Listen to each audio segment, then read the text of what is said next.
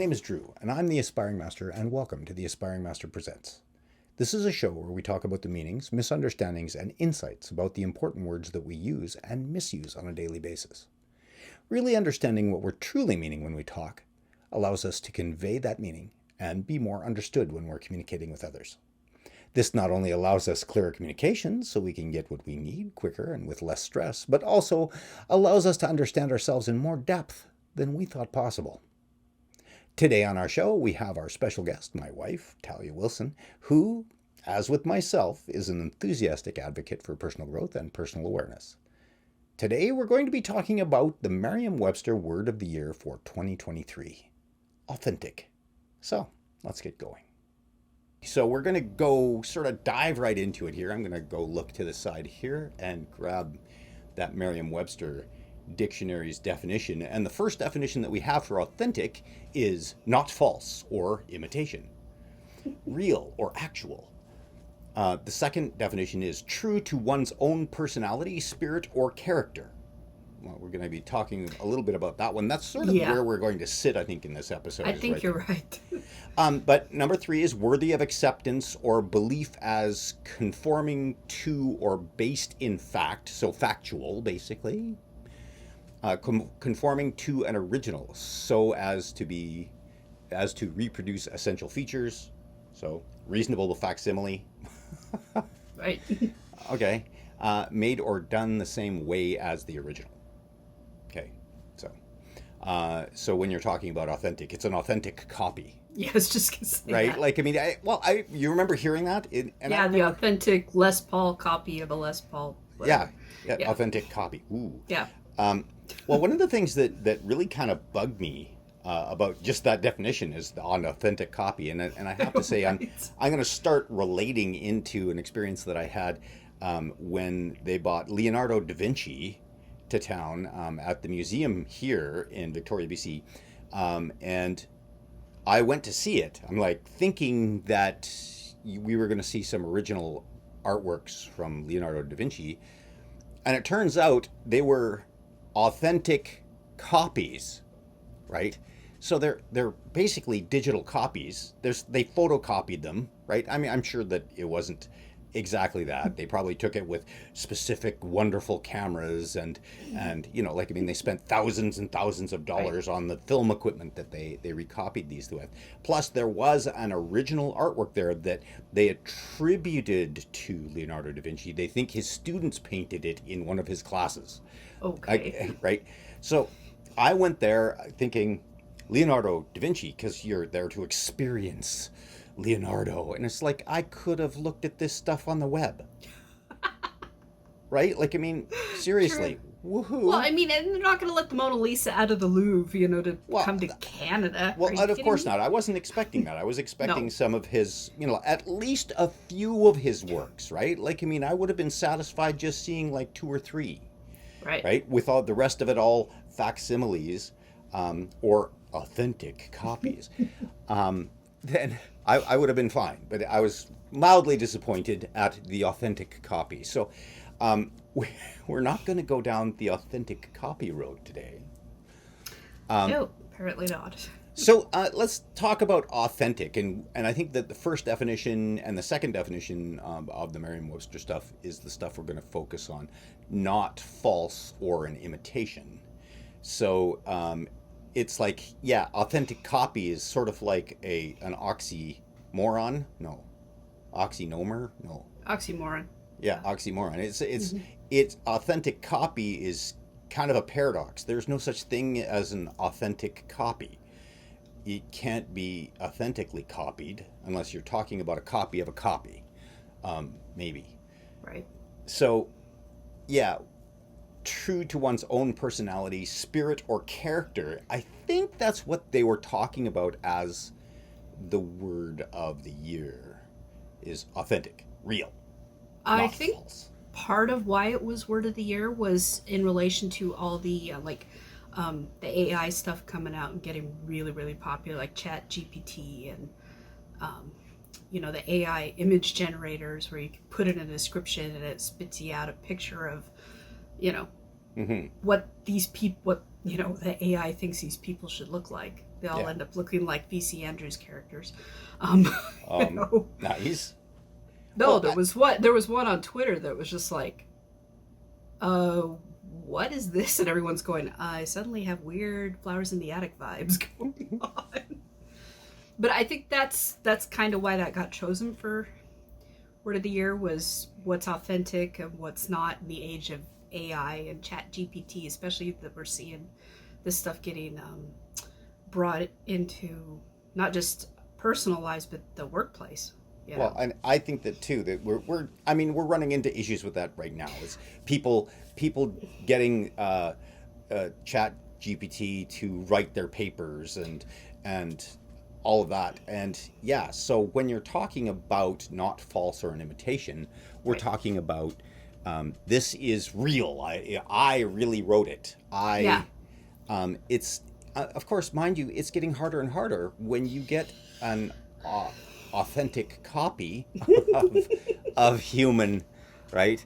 Well, I don't like for an example, that was a big thing was, we had the writer's strike and the actor's strike this year, and the writer's strike, a big part of it was creating rules for AI generated content and really pushing the studios not to allow that, because they allow that, it puts the writers out of work. It was like the digital scanning of the actors that a lot of the day players were fighting for. We'll pay you one time, but then we can use your image in perpetuity. And it's like, that's not right. Yeah, there it is. An authentic copy. Yeah. And it's like, so I see how that really got prevalent this last year, because it was just everywhere. We didn't have TV shows for 6 months or something because of a lot of these issues. Yeah. Well, I mean, here's when I say made the same way as the original, authentic, I think that should be taken out personally. The third definition, which is ABC, worthy of acceptance or belief, that's okay.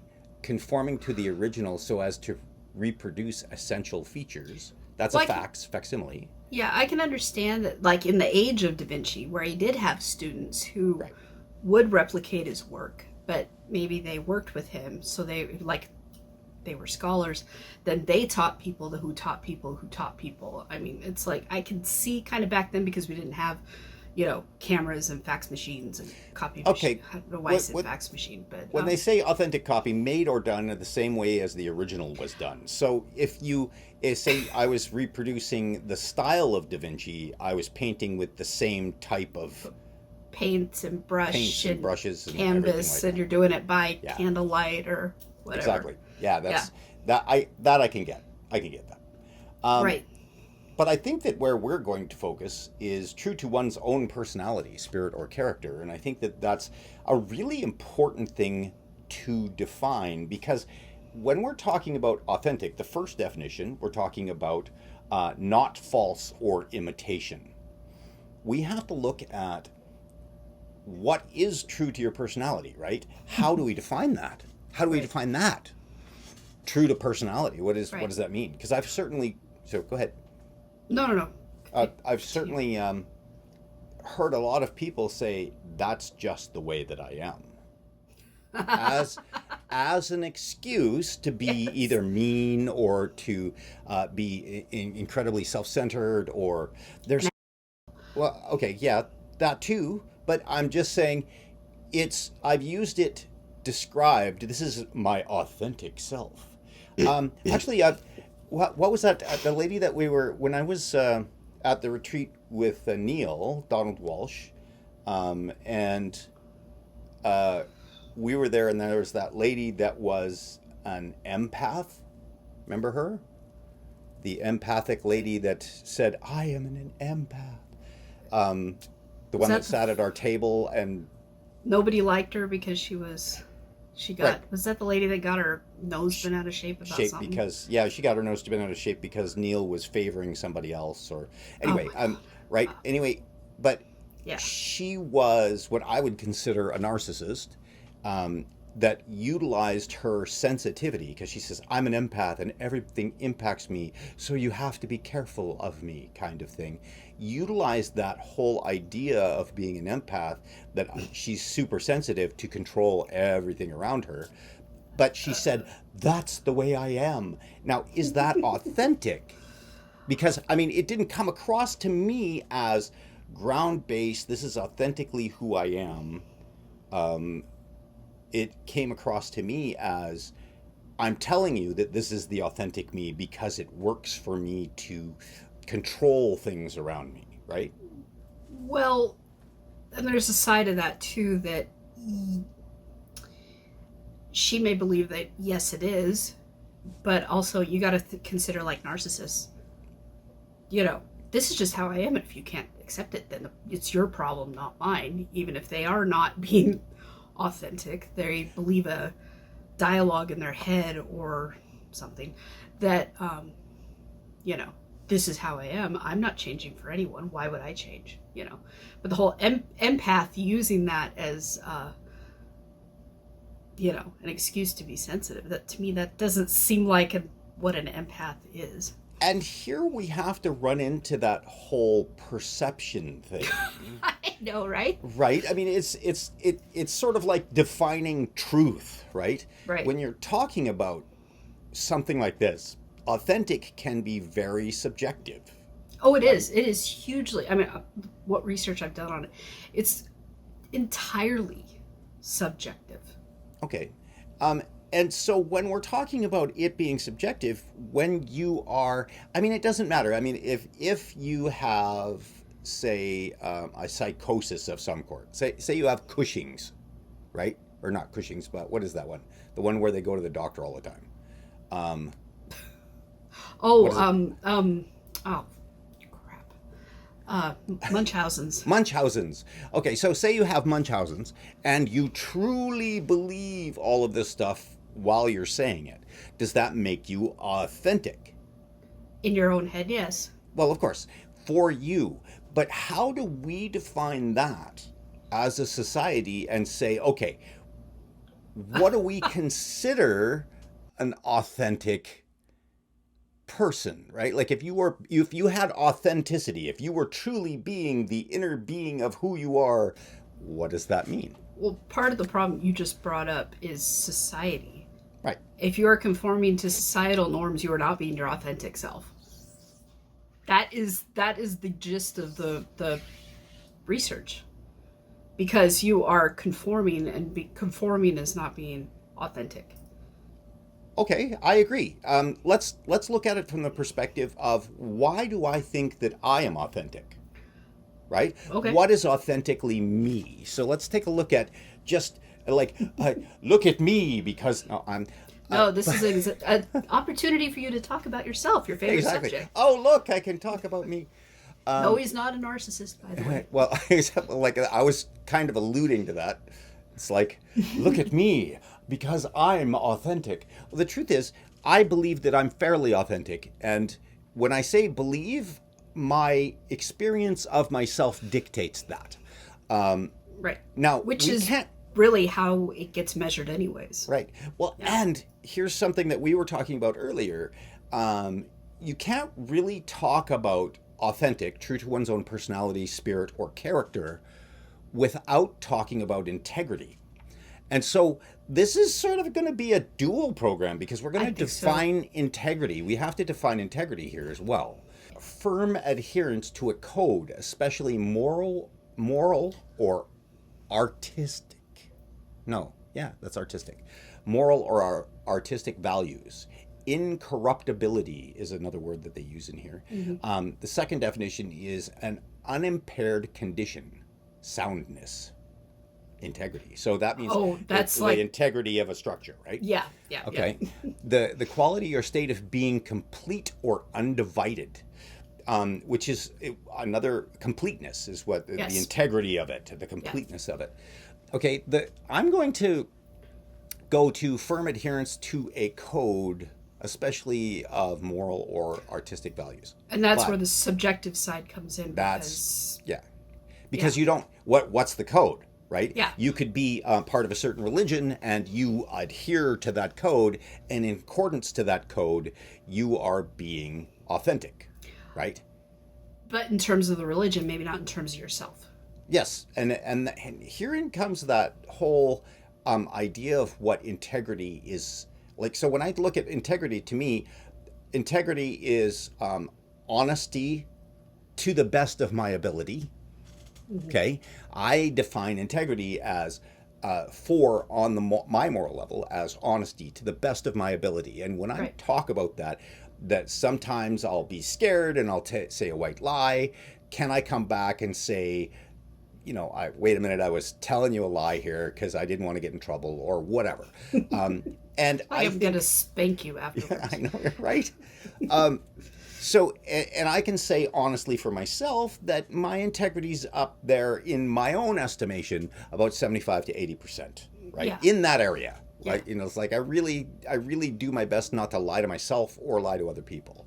Well, and like I said, the text on this in the personal growth sense is all, you can tell it is very, very subjective, because it talks about, okay, defining your morals, your personal morals. It's like, okay, well, that takes you out of a group, basically. Right. Okay, then being responsible, okay, to yourself, to people in your life, defining your values, speaking your truth, being honest, it's like, okay, these are very, very narrow parameters here. So, I mean, trying to apply that kind of authenticity, I think as a whole, I don't Well, again, I don't know if you can do it. Well, I think that we can. I think that we're gonna juggle this here. Okay. We're gonna juggle this with integrity, and we're gonna juggle this with authenticity, because I think that they're both kind of intertwined, and yeah. they're both fairly subjective. I agree, but I think that we as people could talk about what are the base things that we would consider an integral thing to have, even on a society level, but even if you're looking at it from a religious level, or, I would assume that honesty as an integrity thing, firm adherence to a code or especially moral, artistic values. When I think of integrity, I don't really think in terms of firm adherence to a code, even though that's part of it. I think that's more personal code. I do guess. agree with your comment earlier about religion and or a culture, Well, because I know that people that have integrity to their religion, but still disagree with portions of that code right. in their religion, right? Like, I mean, that they adhere to the religion, and so they bypass their own personal, what it could be desires, could be personal habits or whatever, Right. that they will deny those things in order to be able to adhere to the code. And I personally think that integrity is something that comes from within, and it's really more of the willpower to be able to adhere to a code. Okay? So when I say that, what I'm doing is I'm going in internally and I'm feeling what integrity is for me and how I express integrity. And when I think of integrity for myself, I go, my integrity is holding my will to hold to what I think is the best way to express myself to help others, okay, on some level, okay? Now, Okay. the integrity is me personally. It's not the morals. It's not any of the outer stuff. It's me personally choosing them. So in other words, if you feel you have integrity to yourself, therefore you are going to be more authentic and display integrity toward others. I think so. Again, I'm just exploring this as it's coming up. Yeah. When I say I'm authentically me, part of it is I've done a lot of introspection, looking at my own desires, my own understandings of the world, how Right. I react and respond to things going on around me, and Yeah. I look at myself and I just go, that's not me, that is me. I mean, I can tell you that I am a people pleaser. Now, I grew up being a people pleaser because I needed the attention, Right. because I wanted the attention so Right. bad. But then all of a sudden I switched and just said, well, wait a minute. No, I am a people pleaser, but I don't need the attention anymore. Once I figured out how to not need the attention, like Right. started to feel more complete as a person, Right. then I just said, but I really do love helping people, right? It really does fill my soul, whether we talk about soul, but it really fills me to assist people to go where they're going, to show them and share information. And one of the reasons why I do this show, right, Right. is because it's about moving people, helping, assisting, moving people forward. Whether Right. they do or they don't, that's not my thing. But Or moving yourself forward. right. So if I say that this is an expression of my authentic self, what I would consider my authentic self, and that is something that I discover. Myself is something that I discover. And I think that when we were talking earlier about authenticity and the lady at the seminar that we went to and her authentic self, I think that, yes, I think that in her mind, she is expressing what she really understands of herself at that moment. Well, part of it too may be that being at an event like that, a personal growth seminar or retreat or whatever you want to call it, and witnessing someone else's philosophy from life or how they do things, and hearing from other people and what they do, can also challenge your own beliefs. Right. So part of why she may have, and I don't know because we didn't really talk to her about it, but part of it why she may have been uptight was what she was seeing and hearing might have been threatening to what she believed to be real in her life.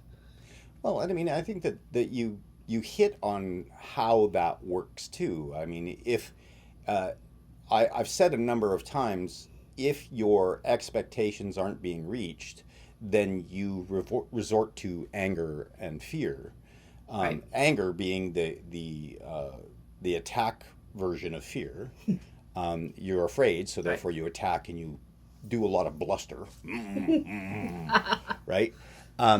So when we're talking about that, if you are feeling as if somebody is threatening, and again, we look at ourselves and we build ourselves with a foundation, right? We have this foundation of who we think we are. And when we're talking about authenticity, I think that there's, for me and my understanding, I think that there's levels of authenticity. I think that the more you Absolutely. delve, the more you grow personally, the more that you start to understand yourself, your authenticity changes from a surface authenticity or my brain goes delusional, or I think it would be more along the lines of illusionistic Well, authenticity. because a lot of being authentic is to cast aside conformity. Right. So say you act a certain way because that's just how we act in our household or something, and you go say to a personal growth seminar and people are acting different, and it's like, wait, I like that, but I'm not used to it. So you start acting like that for the seminar. Then you go home and you're still acting like that. What the heck is wrong with you? Right. You're not acting like yourself, Yes. Well, I think that you're right, that we in society, we conform to please the people around us. Yeah, we conform absolutely. to please. So if we grew up in a certain area of town, right? Could be anything. Like we this is our area of town. Say we're upscale middle class, right? I wish I grew up in upscale middle class. But say we're upscale middle class and we have all of our friends are upscale middle class. Everybody we go to school with is upscale middle class. And upscale middle class means that you have to look good all the time and you have to, right? And now, say I'm in upscale middle class, but I go to school in my sweatpants and my grubby shirts, right? I grew up middle class, but I'm going to school and everybody's frowning at me and all of that stuff. Now, am I being my authentic self, or am I or am I clashing against that? Now, it could be either, right? My authentic self could be the guy that comes to school in sweatpants and a grubby shirt. By the way, I was that guy. I was just gonna say. Well, and now here's the thing. When we talk about authenticity, and I feel like I've been fairly authentic through most of my life because, and the only reason that I feel that is I think that in order to really be authentic, you have to let go of everybody else's opinion of you. Which is very hard to do. Well, of course it is. And so we're talking about why people are more authentically inauthentic, right? Which is that illusion that I'm thinking of, right? Right. It's not like they are inauthentic. I think that they are authentically inauthentic because I don't think that they truly are expressing that person. They're expressing the person perhaps they want to be, right, or they desire to present. Well, and then there's situations where they can't really do that, like the workplace. Right. If you're a partier and you work a straight-laced job, you can't go to work, in your clubbing clothes or whatever you want to call them. Right. Or, if you're a farmer or live on a farm and well, work an office job, you can't come in your muddy boots or. Well, I mean, it's whatever. no different than I color my beard because I'm a DJ, and you don't want to go do a DJ event with an all-white beard because the younger crowd looks will never down hire on it, you, right? Yeah. And they won't hire you. So there are certain things in conformity that we do. Now, I do it with absolute knowledge of what I'm doing. I do it because I know that the society needs me to conform. And the same thing happens when I'm talking about going to work. I'm not wearing my DJ clothes to work, although I did once because they asked me to. But wasn't that the night of the Christmas party? So you had to wear them anyways. I had to wear them later that night. So, but anyway, they had wanted me to wear them to work anyway. But again, there are certain conventions that I adhere to be able to produce, whether that's money in my life, because I need to please the world to a degree. So when I'm talking about authenticity to myself, that is still a state of authenticity because I know that on one level, it's not play acting. I'm not play acting. I'm conforming to other people's perceptions to allow freedom, to allow further freedom for myself in a certain area. Okay? If I didn't, I wouldn't have that freedom. Right. With other people. Okay, so when I'm still being authentic, knowing what I'm doing.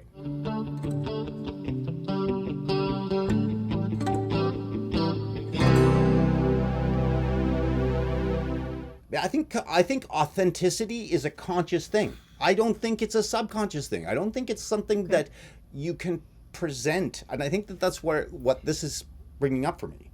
Even if they did why do you do that? Well, that's just how I am. Isn't that But isn't that how I am? I think that's kind of a cop-out on some levels. I agree. I think that you go, that's just how I am. And then I just go, why? Why is it that how you are?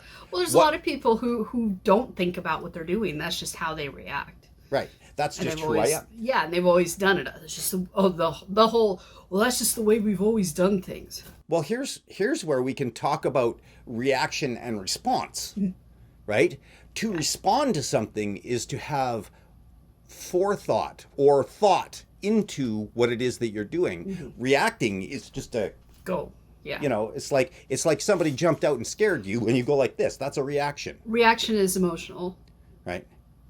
Response is logical. I think that if we're looking at the opposites, I can say that reaction is more emotional, but I think it's more instinctual, really. Um, Yeah, there's that. Reaction is more what, and it's when I say instinctual, I say this is because reactions can be taught as kids, right? Yeah. If every time somebody said they loved you and then they slapped you, right? Um, every time somebody said I love you, you'd be going like this, right? Yeah. You'd be because No, it I can agree. be taught, right? That's right. So reactions can be taught. I think that they're more like an instinctual thing that we just do, or subconscious even. I just don't think that there's a lot of thought behind them.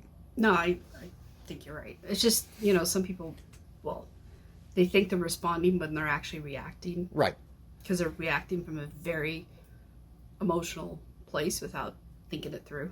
Yeah, and It's I like, think that emotion definitely has yeah. some stuff to do with it there. I'm not denying what you're saying. Or if you're dealing with, certain personality types where they're looking, Right. you know, oh, yeah, So narcissist. when we're talking about authenticity, and when I'm talking about the kind of authenticity that I'm talking about, Right.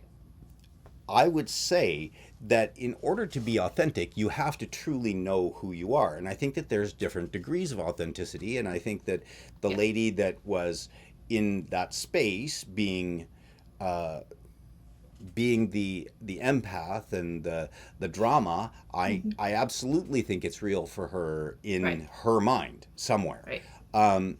But again, I can say sometimes you can spot Munchausen's, right? Like, I mean, it takes a while or an experience to understand Well, that not a person. necessarily Munchausen's, but also hypochondria. Yeah, but it's what I'm saying is I'm trying to equate these Yeah, two. I get what you're saying. Right? Yeah. Yeah, where they are fooling themselves to a degree. Now, that's when somebody says that. Well, you can't judge me for blah blah blah. It's like I hear you, and I can absolutely say, having had lots of experience in my own self about my own denials. I mean, Right. you certainly have seen me in denial, Mm-hmm.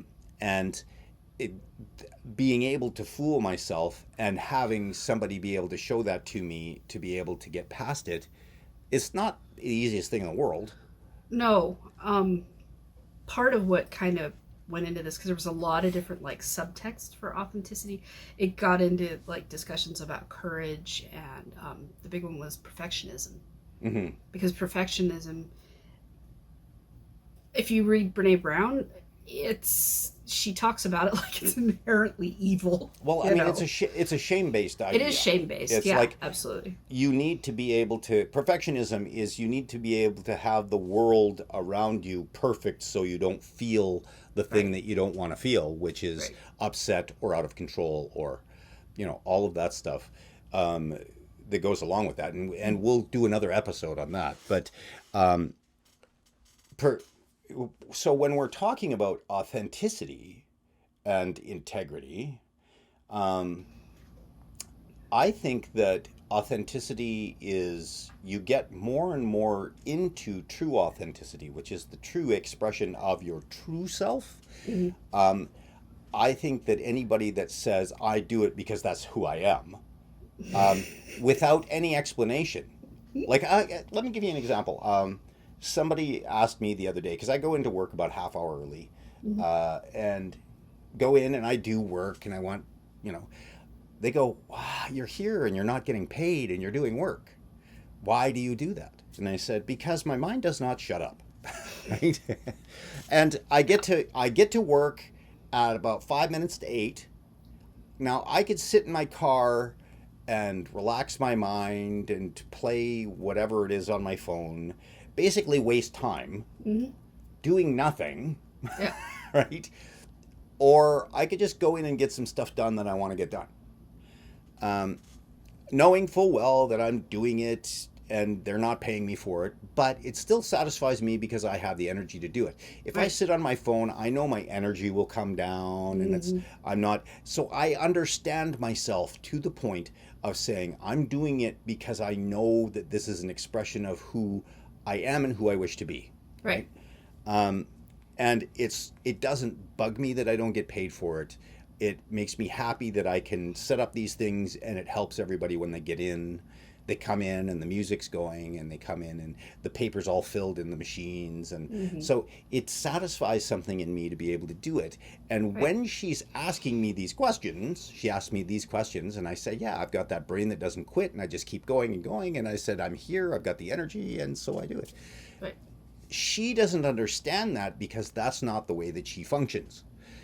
But because I can explain it to her, because I've put lots of thought into why is it that I'm doing this stuff, right? It's like, it's not just the way that I am.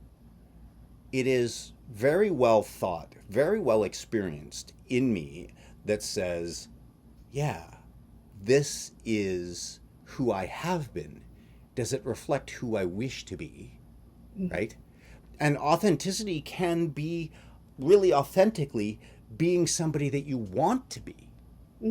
Now, I know this person that when she first met me, but when she first got back in contact with me, did something that I think that her parents would have thought was like, oh my gosh, what is she doing? That I understood at the time was saying, I want to actually do something that I've always wanted to do for me. And she got her nose piercing. And, right? Because she knew her parents would have hated it, but she's always wanted to have that. And it was a symbol of her saying, this was my interpretation, you are the person I'm talking about. So you get to come back and say, yeah, that you're not right. But it was an expression of somebody where she's taking her authenticity back, saying, I don't want to be that anymore. I want to be me. Well, it's not like I was going around pining for a nose piercing. No, of course not. But I think that... I mean, I was, what, 30? Yeah, I know that. When I did it, so... But it was still an authentic... I don't remember giving it much thought. I'm sure that you didn't, right? But we've talked about it since then. No, I think it brought it up because, your stepdaughter had been hanging around. She had gotten her tongue pierced the year before, and so we were talking about piercings and tattoos and that stuff on a regular basis. So I think that's how it came up. Right. And it was like, I just think it'd be kind of, just for the reaction thing. Because I knew people who, like my mom, she has her ears pierced twice. Right. And I think one of my cousins did the second ones for her. I wasn't allowed to get my ears pierced till I was 6. And I had to beg my dad to do it. And then he told me, oh yeah, I can get it done, but I can't cry. So there's one picture of me going, another one going, and then I'm smiling with tears going down my face. So I think part of that was not having to ask permission to do it, was just okay, I could go do it. But I also remember asking you, well, what do you think if I go do it? Well, and I'm just like, whatever. Well, I didn't say I didn't care. I just like whoever you are and however you wish to express yourself. And I think that when you're walking down the road of authenticity and trying to figure out who you authentically are, and I think that when it comes right down to it, my definition of authentic or authenticity when it comes to your personal stuff is authenticity is finding the bottom line person, right? And in order to find the bottom line person, I don't know if you ever get there. Really, I don't. I have in terms of, oh my God, thanks brain.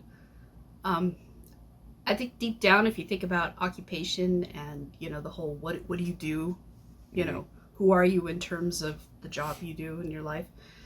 To me, writer across the board. Since I was 6 years old. I'm not published outside of a school publication, but I've been writing pretty much my entire life. So to me, I'm a writer first. Okay. I've been a legal secretary. I've been a photographer. I've been a videographer. I was a telemarketer for a few months, Yeah, but those I don't consider part of the whole. Hmm. It's like, okay, I'm a writer who does other stuff. Hmm. Even though I'm not published, you know, doesn't mean you don't write, you know. I wouldn't call myself an author unless I was published. Right. Because there's a lot of people who like, oh, are writers. Well, I'm an author. It's like, yeah, but you haven't published anything. It's like, that doesn't mean I'm not an author. It's like, well, it depends on your perception of it, I think. It's Right. like, yeah, I'm a writer. Because I write. I literally write or write, you know. But an author, no, I'm not published. So it's like, So when you say, I think it's, like I said, it's very subjective. right. Well, when you say I'm a writer, Mm-hmm. and I just go, okay, authentically, you can say I'm a writer. That's an expression of my Yep. authenticity. Yep, Well, absolutely. you express yourself in your writing, yes? Okay. So when I'm talking about authentic, like the authentic person that I am, Right. I say I don't just do things. I say I do things because this is this is how it pleases me to be able to do these things. This is how it Right. makes me feel and think when I do these things. And so when I'm being authentic, I just go, huh. When I went to school, and early, it was high school. I went to school, and I went in literally sweatpants and t-shirts, and I went to school and I did the school thing. And people picked on me because of it, and I was ostracized. And of course, I didn't care. Like, I barely knew anybody at school and didn't really care about their ridicule and all the things that they did. There was one particular guy that would bug me and call me names and stuff like that. Well, after school, I would get dressed in my better clothes and go out and play video games or go talk to other people that I knew. And so I remember being in a 7-Eleven playing Bubble Bobble, I think, and a video game.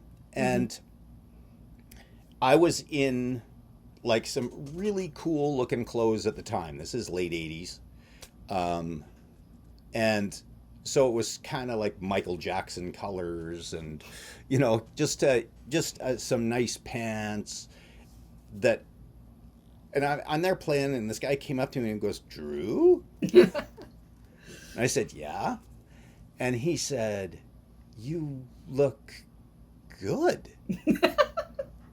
And I said, "Yeah." And I'm playing away, and he said, and astute actually asked me, "Why don't you dress like this at school?" That's exactly what he asked.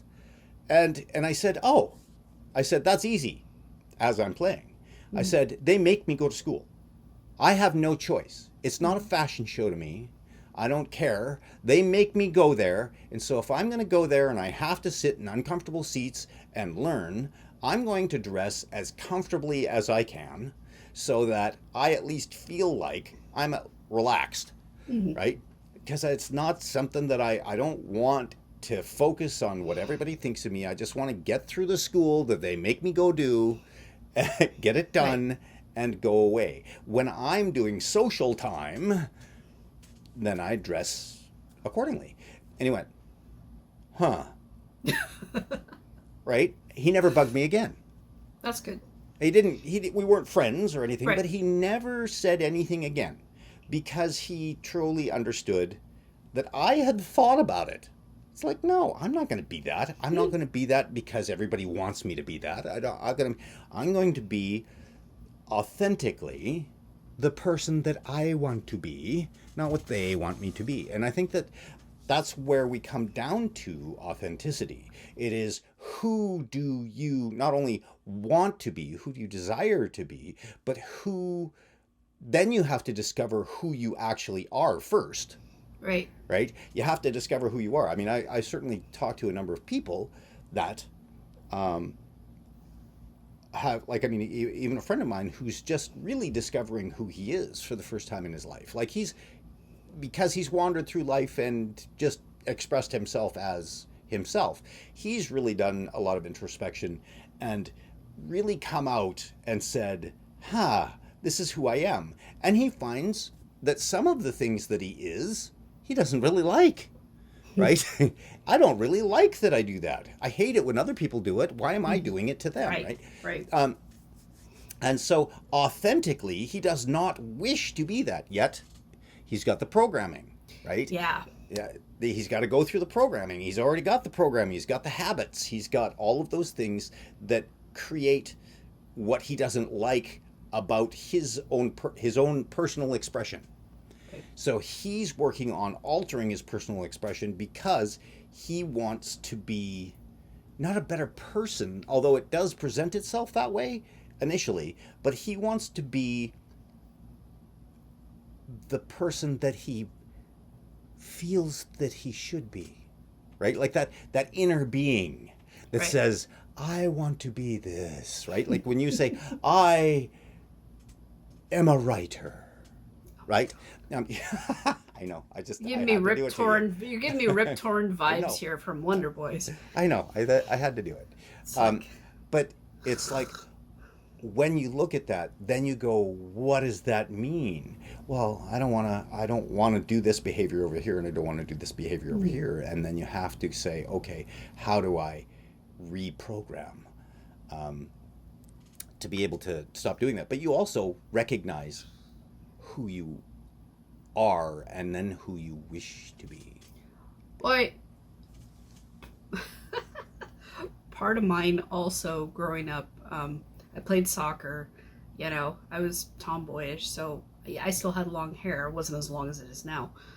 But I just out of convenience would throw my hair up in a bun and off I'd go. So whenever I put my hair down, especially all the way down, because for years, I pulled my bangs back into scrunchie or used a headband. When it was all the way down, everyone's like, whoa, man. The guys especially like the look like, oh, something's different. You look good, type thing. And now it's like, okay, I'm not getting because in a teenager, you got zits all the time. My hair being in my face would make my face oilier. Yeah. So I got used to not having my hair in my face. Well, after I get past 35 or something, it's like I wore it down for something, and I'm like, I kind of like this. And I like not having anything in my hair that I have to worry about getting tangled or whatever. And I just, started wearing it down all the time, unless I need it to be up, But it's like, yeah.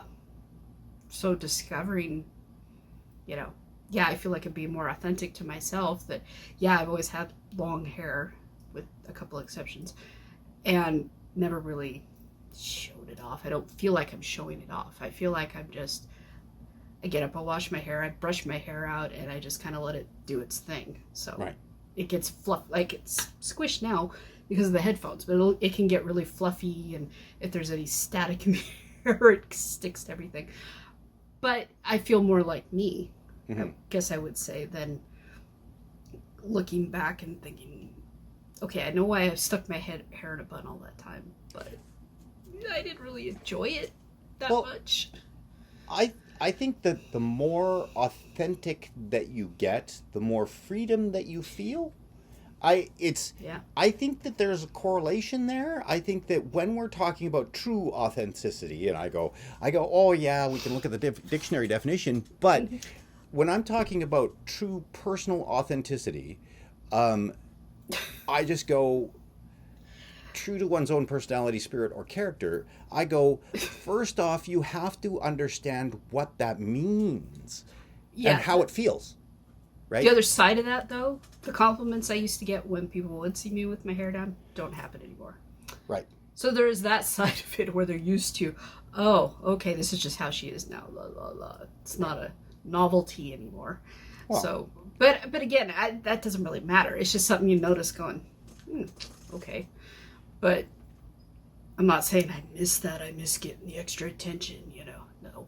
Well, and I think that it's like I prefer people to leave me alone, So going back to true to one's own personality, spirit, or character, when we're talking about subjectivity, you can say, well, I'm being true to my personality. That's just the way that I am.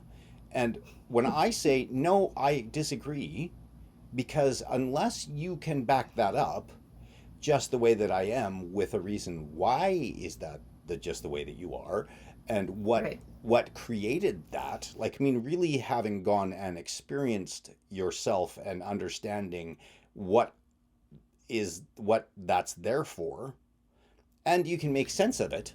I think that that's not authentic. I think that that's a construct, not really the authentic person. Well, are people tying in authenticity? Are they equating authenticity with honesty?